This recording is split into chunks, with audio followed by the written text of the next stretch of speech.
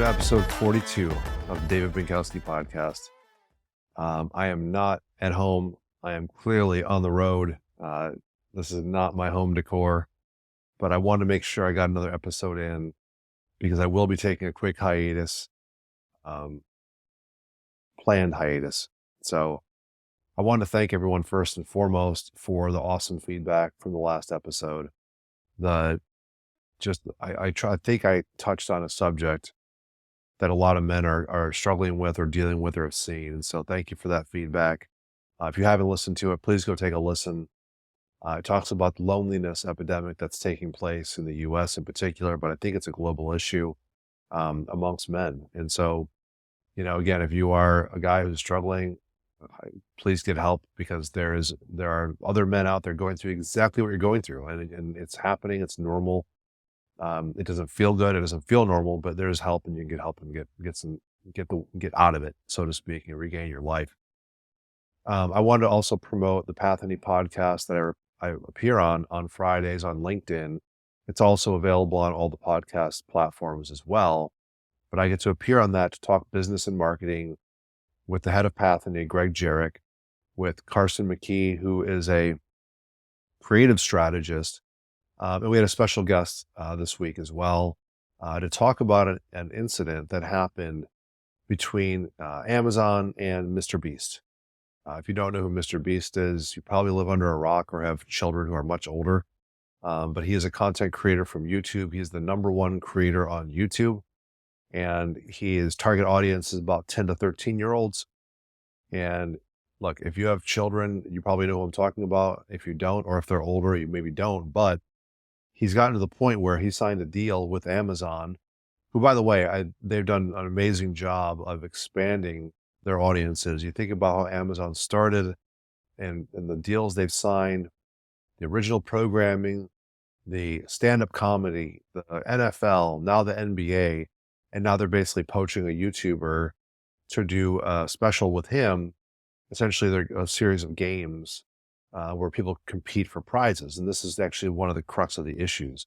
On his channel, he has people competing to win money. If you do certain things, he'll reward you. If he runs into you on the street, he'll give you money or he'll give you a car or whatever it is. And it turns out through some YouTube videos that came out from former staff members that stuff is all staged and fake. Now, sure, right? Like, if you believe that people on the internet or who are trying to be celebrity are authentic and real and genuine and being honest, then I think I have a bridge I want to sell you. But it's obviously disheartening to see, someone who's telling kids this could be something that you could win or do.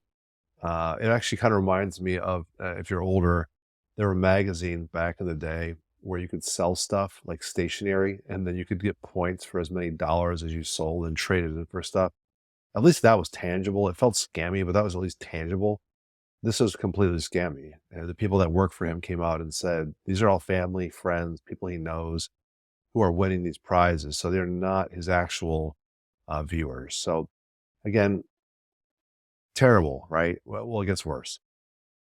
He also, as turned out, has a Discord server and a private chat going on where one of his buddies is sending underage photos. I'll leave it at that. And then he lied about knowing about what was going on when there's evidence that he actually does know what's going on. So just, stepping in at 101, moving fast and breaking things is not always a good mantra. Sorry to break it to you. But the reality is that if you're Amazon and you just signed a contract with him, you should have something in there. If you've worked with influencers like I have for 25 plus years, you know that you have to have some sort of clause in there, some sort of out. So my advice on the podcast, like I'm saying now, for Amazon was to lawyer up and cut your losses, unless you're going to run forward with this. Now, sure, you could, but you've done such a wonderful job of building your audience. I think you probably could find someone who's not the #1 person and has this much baggage to do a show for you. But I digress. The reality is that any good legal team would have something in this contract that says if something were to happen, that we're done. and there'd be some kind of penalty even perhaps. I would be surprised if he would sign something that would allow a penalty, but you never know. He just lied about not knowing about this guy who was doing awful stuff when it's easily provable that he was in those chats as well. So, it's a sticky situation. It's a gross situation, but as a brand and a company, you have to protect yourself. That's the reality. And this is not the last time it's going to happen. It's definitely not the first time it's ever happened. And so, you know, doing careful vetting, protecting yourself legally, those are all things that brands should be doing anyway. But it'll be interesting to see how Amazon responds to this. I just got served up an ad today for the company that made the Pokemon Go app that basically used Mr. Beast to help find monsters, which, FYI, they're in your Discord server. But just bad timing, I guess. But this guy's blown up. He has, stuff in the real world. You can go to the store and buy his products, obviously consume his content online. So you would think someone within his circles would have the wherewithal to have sniffed out bad actors and potential problems so that as this guy is now hitting the pinnacle of his success with an Amazon deal, that this stuff wouldn't be coming to light. But here we are, young people make mistakes, I guess. I don't know. We also saw the same thing take place with Jake Paul and Prime, the energy drink slash hydration drink. They went ahead and used the Olympic logo and Olympic, referenced the Olympics in their advertising. Well, unless you're an official sponsor, and anybody who knows anything about brand marketing or advertising knows you cannot do that.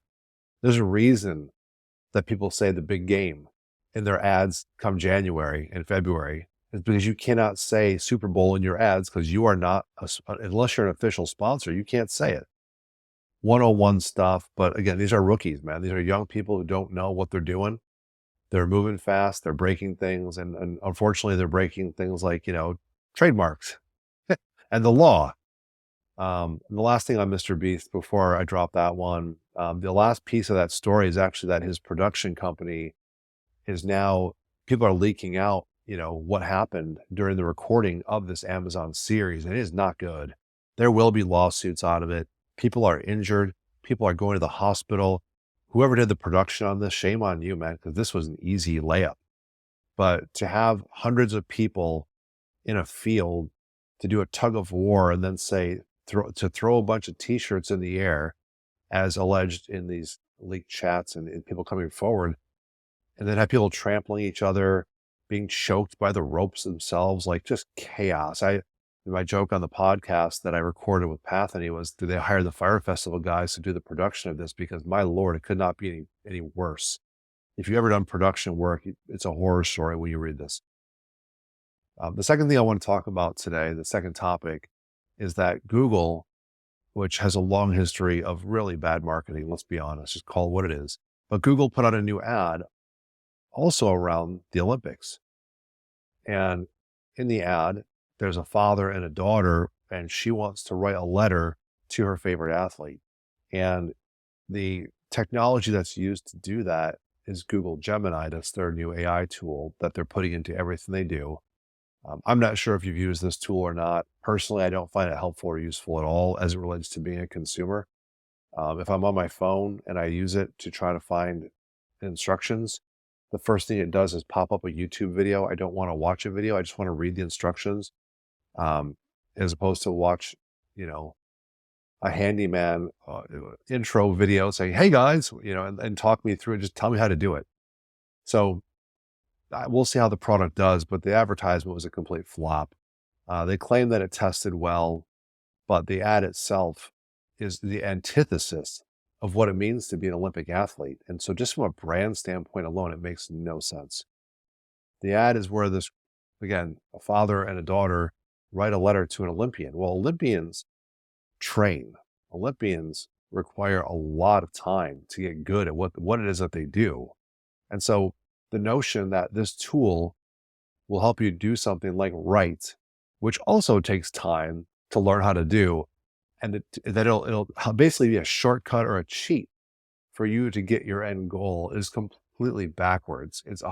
I could not think of something more backwards. Now, if I'm fixing this, a better way to go about this would be to compare the speed of getting that written to the speed of the athletes. That seemed like an easy fit because that's what you're really selling here, right? It's not about the sentiment of a letter.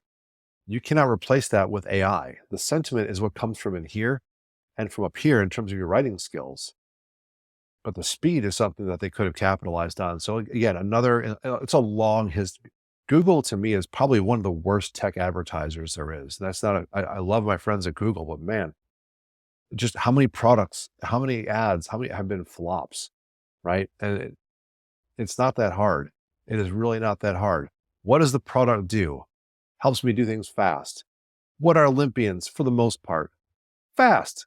Seems like an easy one, but not everybody, I guess, is trying to answer the brief properly or knows how to write a brief. I'm not sure, but either way, another flop, another example of advertising gone wrong. And they announced, yes, we tested it. Yes, it tested well. I'd love to see those focus groups. But once it hit the market, people were like, this is absolute garbage. So again, it just doesn't align with the brand and the promise of what it's supposed to allow you to do. If the brand's promise is we help you get ahead by letting it cheat or have a shortcut, then sure. But like maybe Tanya Harding as a spokesperson, I don't know. You tell me. And the last thing I want to talk about are the Olympics and specifically the U.S. men's basketball team. I know it's a dead time for the NBA, right? There's nothing really going on right now. Summer league is over. Obviously, we have the Olympics. We're getting the workout videos, all the things that we expect to see when there's nothing to talk about. But this notion that NBA champion Jayson Tatum is not good is just absurd. Please stop. Just stop. Every team that they play against is going to have a different matchup and a different lineup.